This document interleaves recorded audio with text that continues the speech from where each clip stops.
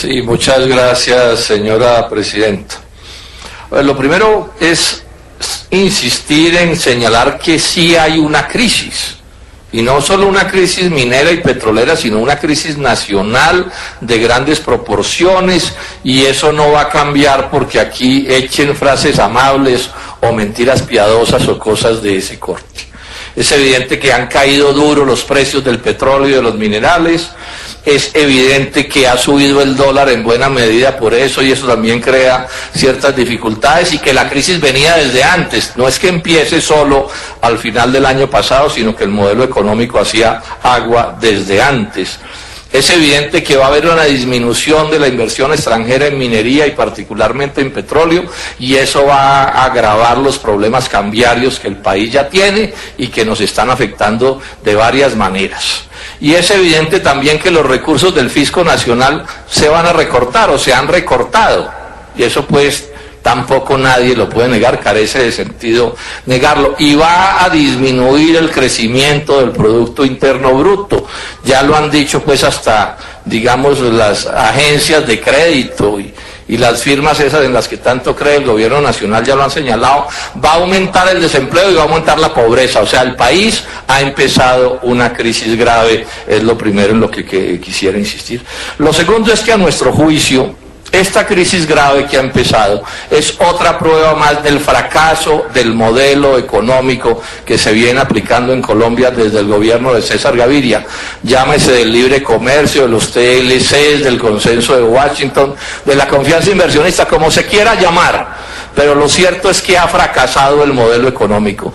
Tuvo una crisis profunda y muy grave en el 1999, de esa crisis hubo después una recuperación posterior y estamos empezando otra crisis que puede ser de proporciones bien complicada. Vale entonces la pena insistir en este aspecto que para nosotros que hemos sostenido este debate es muy valioso.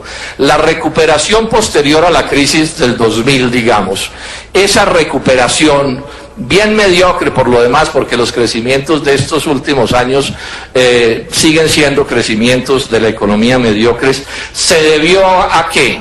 ¿Al modelo económico que se estaba aplicando o sucedió a pesar del modelo económico que se ha venido aplicando? Las cifras nos dicen que esa recuperación mediocre ocurrió a pesar del modelo, porque ocurrió por dos factores fundamentales en los que no tuvieron nada que ver ni este gobierno ni el gobierno anterior, que fueron ¿qué cosas? De una parte la caída de la tasa internacional de interés que, digamos, generó condiciones puntuales positivas, digamos, para el desenvolvimiento económico del país. Y en segundo término, lo que se conoce con el nombre del superciclo de los commodities, es decir, los precios de las materias primas, particularmente mineras, se fueron muy altos y en Colombia hubo una cierta bonanza minera, no solo del petróleo, sino del carbón y del níquel, que por supuesto, digamos, movieron la economía. Esto es lo que ha llamado la NIF, a mi juicio con un buen acierto, que Colombia se ganó la lotería minera, la lotería del superciclo de los commodities, lotería en el sentido en que digamos, mayores ingresos para el país no obedecieron a las genialidades de los gobiernos, sino a hechos, digamos, de sucesos internacionales fuera de nuestro control. Pero también es evidente, y hoy está más claro de nunca, y el pueblo lo insiste, que esa lotería se manejó de la peor manera, porque se manejó ese boom minero no con la idea de que la minería, incluido el petróleo, le sumara al desarrollo agrícola y al desarrollo industrial, que hubiera sido lo correcto, sino que levantaron la falacia de que podía destruirse el agro y podía destruirse la industria porque teníamos minería. A mí no se me olvida el ministro aquel que he ido yo volviendo famoso,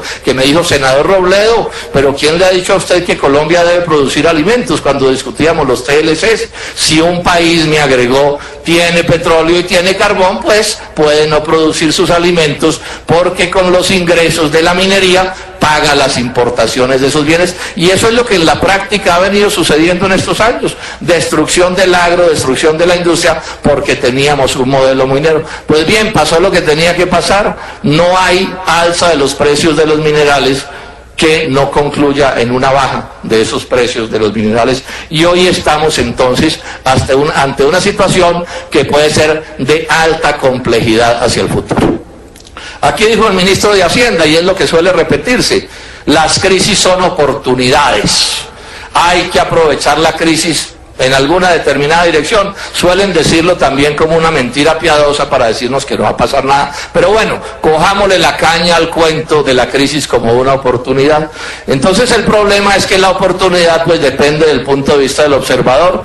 En el caso del polo, quisiéramos que esta crisis fuera una oportunidad para cambiar el modelo económico que ha fracasado, el modelo económico de la minería, y de que el capital extranjero es el que se va a quedar contado en Colombia, capital que no viene a sumarle al desarrollo nacional, el capital extranjero, sino a sustituirlo, viene a arruinar el aparato productivo, como hoy se está viendo, por ejemplo, en el sector del pequeño y del mediano comercio, y la minería actuando en el mismo sentido. Nosotros quisiéramos que la oportunidad cambiara el modelo económico.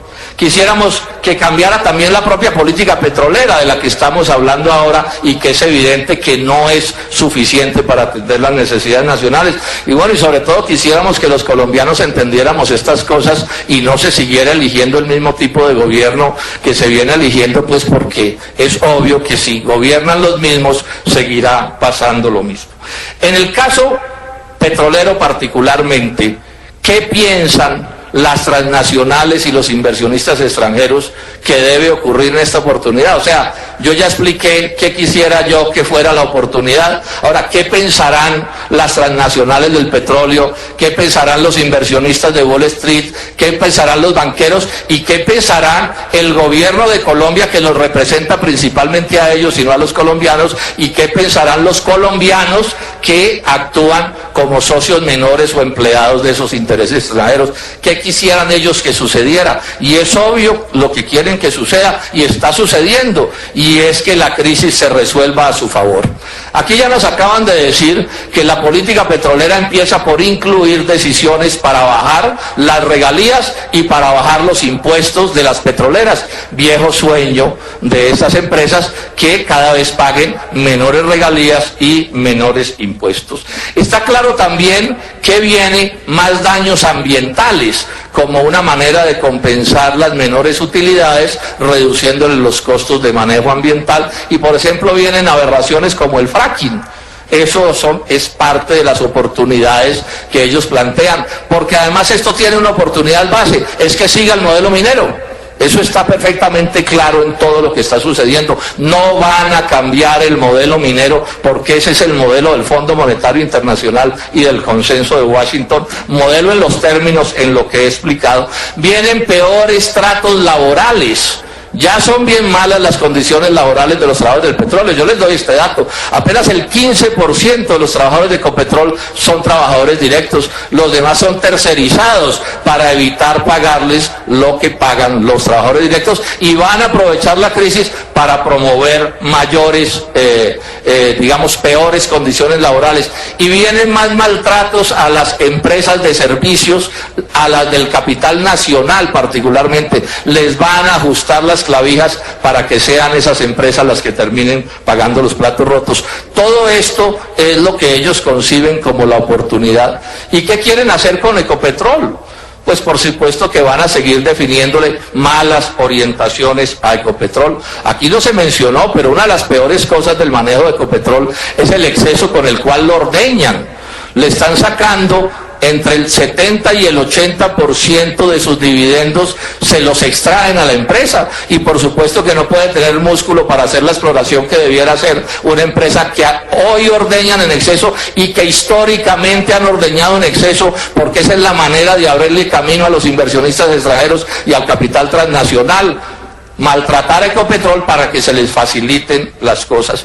Ya se ha estado mencionando que Ecopetrol debe entregar lo que llaman los campos menores, que no son tan menores porque producen una proporción bien grande del crudo que produce esa empresa, y entonces me imagino que ya hay unos cuantos tiburones esperando, privados, transnacionales, esperando que les transfieran parte de los negocios que hoy está haciendo Ecopetrol. No me sorprendería que aumentara en grande la política de privatización, porque el premio gordo de los sueños de ese uso de las oportunidades de las transnacionales es ver cómo reducen la actuación de Ecopetrol y privatizan cada vez más lo que se pueda privatizar. No nos sorprendamos si la crisis del petróleo y las dificultades de Barranca Bermeja conducen a nuevos pasos en la línea de la privatización de lo que está pasando en esa refinería.